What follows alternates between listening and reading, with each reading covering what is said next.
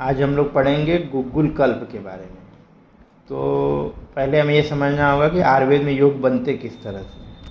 आयुर्वेद में योग बनते हैं दो तरह से। पहले नंबर पे है क्लासिकल यानी शास्त्रीय योग। शास्त्रीय योग करने का मतलब ये होता है कि जो हमारी संहिताओं में वर्णित है और विशेषतः भेषज रत्नावली में जो कहीं से भी एकत्रित करके वहाँ पे लिखी हुई है। चरक का भी हो सकता है, सुश्रुत का भी हो सकता है, चक्रदत्त का भी, सारे हमारे शास्त्रीय योग कहलाते हैं। उसको बोलते हैं क्लासिकल प्रिपरेशन। ठीक। इसके अलावा दूसरे तरह का योग बनता है जो कि पेटेंट कहलाता है। तो अदर लैंग्वेज में तो पेटेंट का मतलब बेस्ट माना जाता है कि रिसर्च हुई होगी, उससे बना होगा तो बेस्ट मान लो। अदर पैथी की बात बता रहा है, लेकिन आयुर्वेद में इसका जस्ट अपोजिट है। आयुर्वेद में क्लासिकल मेडिसिन बेस्ट मानी जाती हैं और पेटेंट मेडिसिन जो है छोटी मोटी हर कंपनी जो कि रिसर्च एंड डेवलपमेंट की आवश्यकता है नहीं, ऑलरेडी हमारे आयुर्वेदिक रेफरेंस अवेलेबल हैं, उस रेफरेंस में से एक या दो बातें या एक या दो कंटेंट उठा करके वह चीज़ें बनाते हैं। जैसे क्लासिकल योग हमारा क्या हो गया, आभा गुग्गुल हो गया, च्यवनप्राश हो गया। लेकिन च्यवनप्राश का ही एग्जाम्पल बहुत सारा आप देखते होंगे अमृतप्राश मार्केट में, वो क्या है, पेटेंट है। तो उन्होंने बोला कि पेटेंट क्यों है, तो पेटेंट इसलिए है कि कुछ कंटेंट घटा दिए, कुछ कंटेंट मिला दिए। ठीक। लेकिन अगर आपको सफल आयुर्वेदिक प्रैक्टिशनर बनना है तो आपको शास्त्रीय या क्लासिकल योग पे ही प्रैक्टिस करनी चाहिए। पेटेंट तभी उठाना चाहिए जो प्रोडक्ट अपने आप को ऑलरेडी फील्ड में इस्टेब्लिश कर चुका हो। वरना कोई भी हमारा आएगा और कहेगा कि हमने लीवर का एक सिरप बनाया है और इसको यूज करिए, वो क्या करेगा, वही कुमारी आसव उसमें पड़ा होगा, कुमारी का ही कंटेंट ऊपर नीचे करके यूज हुआ होगा। लेकिन अगर क्लासिकल में जाएंगे तो कुमारी आसव मिल जाएगा, रोहितका रिष्ट आ जाएगा, ये सारी चीज़ें आएंगी। तो क्लासिकल प्रैक्टिस करने का फ़ायदा ये होता है कि अगर मान लीजिए किसी कंपनी का कुमारी आसव काम नहीं किया तो आप कंपनी चेंज करेंगे, बोलेंगे दूसरी कंपनी का हम यूज करेंगे। ठीक। लेकिन आपका जो पर्चा वो भी हमेशा कुमारी आसव ही लिखा जाएगा। वरना अगर आप पेटेंट पे जाएंगे तो एक कंपनी का पेटेंट यूज करेंगे, फिर कोई दूसरा बेच जाएगा, फिर तीसरा कोई बेच जाएगा। क्योंकि प्रॉब्लम क्या है कि रिसर्च एंड डेवलपमेंट का जो विंग है वो हमारे संहिताओं के रेफरेंस लेकर के वो इसमें फिर काम नहीं करते। बता देंगे कि कुमारी हृदय यकृत पे काम करता है, इसे हमने कुमारी डाला है। एक कुमारी आसव एक क्लासिकल मेडिसिन है, उसके योग जैसे कंटेंट हैं वो फिक्स हैं, बनाने का तरीका फिक्स है, मटेरियल मेथड फिक्स है। इसलिए हमें जो प्रैक्टिस करनी चाहिए वो किसकी करनी चाहिए, हमेशा क्लासिकल का। क्लासिकल योग हमेशा आपको चिकित्सा में सफलता दिलाएंगे, न कि पेटेंट योग। पेटेंट यूज करिए लेकिन उन्हीं को यूज करिए जो अपने आप को इस्टेब्लिश कर लें, या फिर अच्छे से सैम्पलिंग उसका करिए।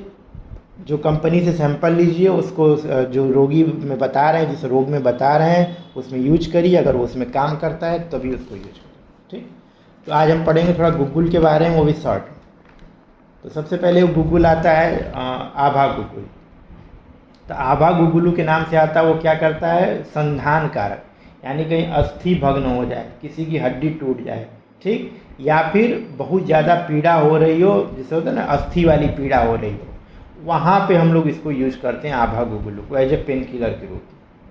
अस्थिगत अगर बात है, बहुत ज़्यादा पेन कर रहा है, तो वहाँ पे आभा गुग्गुल का प्रयोग करेंगे। ठीक। फिर दूसरे नंबर पे क्या, ज़्यादा नहीं बता रहा, बस इंडिकेशन बता रहा।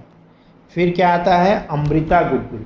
अमृता गुग्गुल का मीन्स क्या होगा कि यह त्वचा रोगों में लाभकारी होता है। जितनी त्वचा के हमारे रोग हैं उसमें अमृता का प्रयोग करते हैं। इसके अलावा कहीं भी इन्फ्लेमेशन है, जैसे वात रक्त में और रोग में, इसमें भी हम इसका प्रयोग करते हैं। तो कोई पेशेंट आता है, बोलता है उसको जैसे यूरिक एसिड बढ़ा हुआ है, या फिर छोटे छोटे जॉइंट में पेन हो रहा है, इन्फ्लेम्ड जॉइंट है, तो वहाँ पे अमृता का यूँ प्रयोग करेंगे तो वहाँ आपको रिजल्ट मिलेगा। तो अमृता गुग्गुल का यह प्रयोग। फिर आता है गोक्षुरादि गुग्गुल। गोक्षुरादि गुग्गुल, गोक्षुर जानते हैं, और मूत्रल औषधि है ये। तो इसमें क्या करना, मूत्र संक्रमण किसी प्रकार का हो, यूटीआई हो, वहाँ पे आप क्या करेगा, वो फ्लश आउट कराएगा, यूरिन अधिक मात्रा में बनेगा तो मूत्रकृच्छ हो गया, मूत्राघात हो गया, अस्मरी भी फ्लश के साथ निकलता है, यूरिन अगर अधिक मात्रा में होगी, अस्मरी में भी आप इसका प्रयोग कर सकते हैं। ठीक। फिर आता है आपका काचनार गुग्गुलू। काचनार गुग्गुलू जो होता है वो शोथनाशक और ग्रंथिनाशक होता है। जहाँ कहीं भी गांठ बन रही हो किसी प्रकार का या किसी प्रकार का स्वेलिंग हो, वहाँ पे आप प्रयोग कर सकते हैं। जैसे गलगंड, गंडमाला, अपची, अर्बुद, व्रण, कहीं भी स्वेलिंग है तो पाइल्स वगैरह में भी हम लोग प्रयोग करते हैं इसका। ये वुंड हीलिंग में भी बहुत बढ़िया प्रयोग करता है, मतलब वहाँ पे रिजल्ट दिखाई देता है। ठीक है, वहाँ भी इन्फ्लेमेशन होता है, शोथ हो जाता है, वहाँ पे आप काचनार और गंधक का प्रयोग कर सकते हैं। कभी गुगुलू की बात हुई तो काशांग गुगुलू का प्रयोग वहाँ कर सकते हैं। फिर आता है केसर गुगुल, जो कि बहुत बढ़िया है और जनरली आप जहाँ भी गाउट का पेशेंट है वहाँ का जो इंडिकेशन है वात रक्त में, इसके अलावा त्वचा संबंधी कोई भी विकार हो, यानी कि आपको रक्तगत दुष्टि अगर कहीं भी दिखाई दे रही है तो वहाँ पर भी इसका प्रयोग कर सकते हैं। एनीमिया में भी इसका प्रयोग किया जाता है, क्योंकि रक्तगत दुष्टि में वो भी आता है। तो रसगत और रक्तगत अगर कोई व्याधि है तो वहाँ पे आप केसर गुगुल का प्रयोग करिए, त्वचा विकार में और वात रक्त। ठीक, फिर आता है लाक्षात गुगुल। लाक्षात गुगुल भी क्या करता है, अस्थि भग्न में, यानी जहाँ पे हड्डी फ्रैक्चर वगैरह हो गया हो और वातज विकार जहाँ अतिशूल हो रहा हो वहाँ पे इसका प्रयोग कर सकते हैं। उरद छत वगैरह में प्रयोग करते हैं। मेदोहर गुगुलू जो होता है वो एक्चुअली उसमें नवक गुगुल होता है। नवक गुगुलू मेद कम करने में प्रभावी होता है, इसलिए एक औषधि तो रखना ही रखना है। और भी जगह पीसीओडी में भी प्रयोग कर सकते हैं। जहाँ भी गांठ बनेगा वहाँ काचनार के साथ आप मेदोहर का प्रयोग कर सकते हैं। बहुत हाई बीपी का पेशेंट आ रहा है वहाँ लेखन के रूप में आप इसका प्रयोग कर सकते हैं। जहाँ आपको लेखन कराना हो वहाँ पे इसका प्रयोग हो सकता है। फिर क्या आता है महायोगराज, ये भी वात रोगों के लिए है। उदावर्त, प्रमेह, वातज रोगों में आप प्रयोग कर सकते हैं। ठीक, उदावर्त भी वातज, वात का प्रतिलोम गति होती है तो उदावर्त होता है, वहाँ प्रयोग करेंगे। फिर आता है आपका पंचामृत लौह गुगुल। ये थोड़ा कॉस्टली आता है लेकिन अनिद्रा में सिर दर्द और जो सर्वाइकल का पेन होता है उसमें बहुत बढ़िया काम करता है। कहीं भी स्नायु दौर्बल्यता हो, गृद्धसी हो, जहाँ पे न्यूरॉन्स का पेन हो रहा हो, ठीक, वहाँ पर आप इसका प्रयोग करेंगे। कमर दर्द वगैरह में भी आप प्रयोग कर सकते हैं। जहाँ पे नर्व कंप्रेशन हो रहा हो वहाँ पे आप पंचामृत लौह गुगुलू का प्रयोग करें। ठीक, फिर आता है पंचतिक्त घृत गुगुलू। ये हम अपनी प्रैक्टिस में इसको एज एंटीबायोटिक प्रयोग करते हैं। कहीं भी अगर एंटीबायोटिक का प्रयोग, यानी कहीं जैसे पाइल्स फिशर का ऑपरेशन होगा वहाँ पंचतिक्त चलाते हैं। पंचतिक्त और साथ में काचनार या त्रिफला, दोनों में से कोई एक। तो पंचतिक्त होता है नाड़ी व्रण हो गया, यानी रक्त शोधक है, इतना समझ जाइए। तो आप कहीं भी एज एंटीबायोटिक प्रयोग कर सकते हैं इसको। वातज रोगों में प्रयोग करना है, चर्म रोगों में प्रयोग करना है, उसमें अत्यंत प्रभावी होता है पंचतिक्त घृत गुगुलू। अब बहुत बढ़िया रिजल्ट है।